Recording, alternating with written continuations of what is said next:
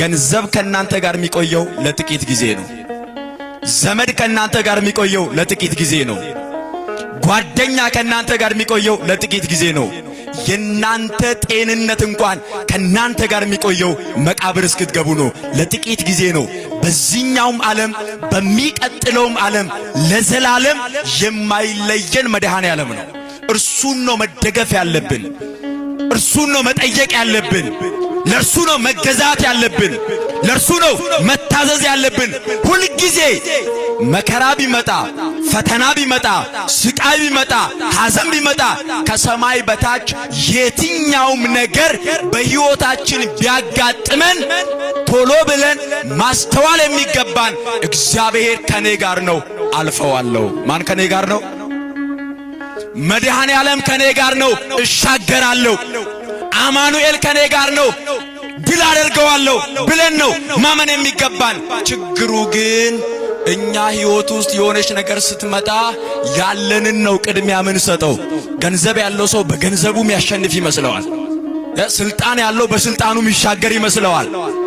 ዘመድ ያለው በዘመዱ የሚያልፈው ይመስለዋል። ገንዘብም ስልጣንም ዕውቀትም ብልሃትም ጉልበትም ኃይልም አላፊ ጠፊ ነው። ለዘላለም የሚያሻግር ማን ብቻ ነው? ክብርና ምስጋና ለስሙ ይሁን። አመስግኑት እግዚአብሔርን። ሕይወት በመካከላቸው ሳለ ስለ ሞት ይጨነቁ ነበር። በጣም ፈሩ፣ ደነገጡ። ከዚያ በኋላ ጌታ ሆይ አሉት። ጌታ ሆይ፣ ያው ቀኑን ሙሉ እየሰበከ ነው የዋለው፣ ቀኑን ሙሉ እያስተማረ ነው የዋለው። ደክሞታል፣ አንቀላፋ፣ ተኛ። ከዚያ በኋላ መጡና ጌታ ሆይ ስንጠፋ አይገድህምን? ልንሞት ነው፣ ልንጠፋ ነው። ውሃ ወደ ታንኳይቱ ሊገባ ነው። እባክህን አድነን፣ በሞትና በሕይወት መካከል ያለነው ታደገን አሉት። መለመናቸውም አንድ ነገር ነው። እየሰማችሁ ነው አይደለ? እስኪ እንለምነው እግዚአብሔርን።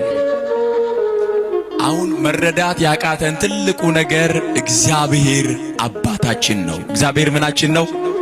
እንደ አባትነቱ ያደርግልናል። እንጠይቅኛ ስለ ጸሎት ባስተማረበት ክፍል የቅዱስ ማቴዎስ ወንጌል ምዕራፍ 7 ላይ ጌታችን ኢየሱስ ክርስቶስ ቀድሞ ካስተማረ በኋላ ለምኑ ይሰጣችሁማል፣ ፈልጉ ታገኙማላችሁ፣ መዝጊያንም አንኳኩ ይከፈትላችሁማል እያለ እያስተማረ ቆየና ከዚያ በምሳሌ ደግሞ ነገራቸው። እንደዚህ አለ፣ ከእናንተ መካከል አለ ልጁ አሳ ቢለምነው ለልጁ አሳውን በመስጠት ፈንታ አሳውን ትቶ ለልጁ እባብ የሚሰጥ ወላጅ አለ ወይ አለ። ኧረ በስመ አብ! የለም። እነሱ ያው የሚመገቡት አሳ ስለሆነ አሳ ነው። እስራኤል አካባቢ ባህር ዳርቻ የሚኖሩ ናቸው። በሚያውቁት ነው የነገራቸው። እስኪ እኛ ጋር እናምጣውና የምናውቀውን እናስገባ። ቀጥሎ እንደዚህ አለ፣ ልጁ ዳቦ ቢለምነው አለ ዳቦውን ትቶ ለልጁ ድንጋይ የሚሰጥ አለ ወይ አለ። አረ የለም አሉት። ዳቦ ለጠየቀ እንጀራ ለጠየቀ ልጅ እንጀራ ይሰጠዋል። ደግሞ ለዚህ ዘመን ልጅ ተለምኖ ነው የሚሰጠው እኮ። ትምህርት ቤት ሲላክ በጣም ተለምኖ ይከለከላል ወይ አለ ክርስቶስ። አረ የለም አሉ።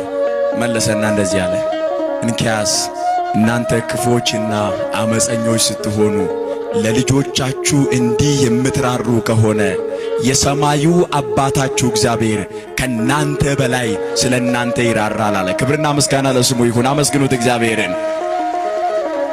እንዳይመስላችሁ በጣም ብልጣብልጦች ስለሆንን፣ በጣም ጉልበት ስላለን፣ በጣም አቅም ስላለን፣ በጣም ማስተዋል ስለምንችል ጥበበኞች ስለሆንን አይደለም የኖርነው። የሰማዩ አባታችን ምሕረት አድርጎልን በርህራሄው ነው ዛሬ የደረስነው።